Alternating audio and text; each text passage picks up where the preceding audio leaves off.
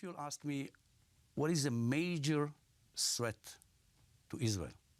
I'll tell you that the threat of losing our identity as a Jewish democratic state. Iran, it is a huge threat, but it comes later. Now, everything is combined in order to try to understand and to create a viable strategy. We have to jump ahead at least. Well, according to Judaism, you know, history goes forward in 40 years, but we have to create a kind of a reality, realistic reality. We are living in the Middle East, and then to go backward. Now, if you'll ask me, what is the reality? What should be the future of the Middle East 10 years from now?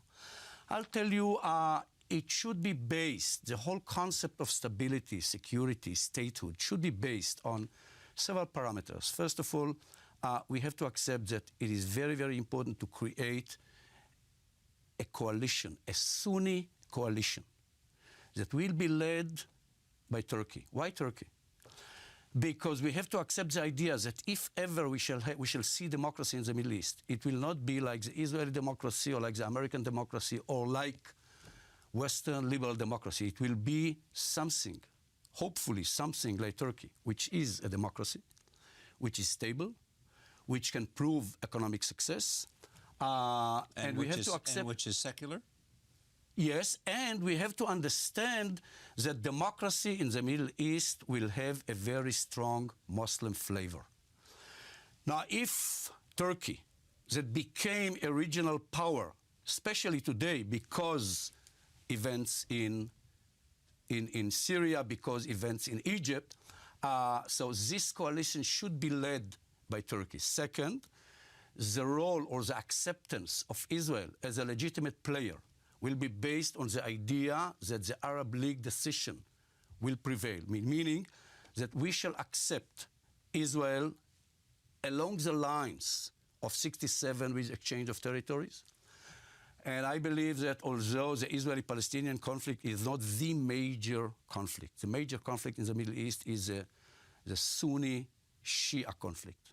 In order to create this coalition, we have to understand that the showing progress on the Israeli-Palestinian conflict became a condition, a precondition.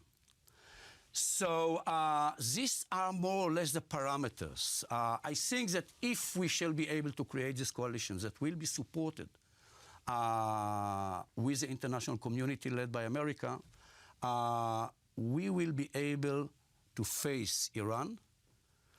We will be able to respond to the Iranian threat or to the nuclear capability that Iran is trying to require. And this is why it is so important for us to show what can be done by Israelis today in order to reach this point 10 years from now. May I turn to the question of Iran? Yes. What should Israel do? Iran is a huge threat. We cannot live with Iran having a nuclear military power. We should not accept it. The question is, how much time do we have? And what should we do? Now, for me, how much time do we have is with a correlation to what should we do. Because if we are going to act unilaterally without any American or international support, without creating the atmosphere in the Middle East, it is not only that we shall have to face the reaction. Probably it's too late. All what we can achieve with our military power probably is to delay the program for, I don't know, 12, 18, or 6 months. But if the assumption is that we are a part of a coalition that based on a kind of a Sunni coalition, and America... What do you mean by Sunni coalition? Sunni coalition, that it means that Turkey with Egypt, with Jordan, with Saudi Arabia understand that the major conflict is with Shia led by Iran, and they create this coalition, as I mentioned before. In order to create this coalition, that will face Iran, the Palestinian-Israeli. Okay, so this is the coalition.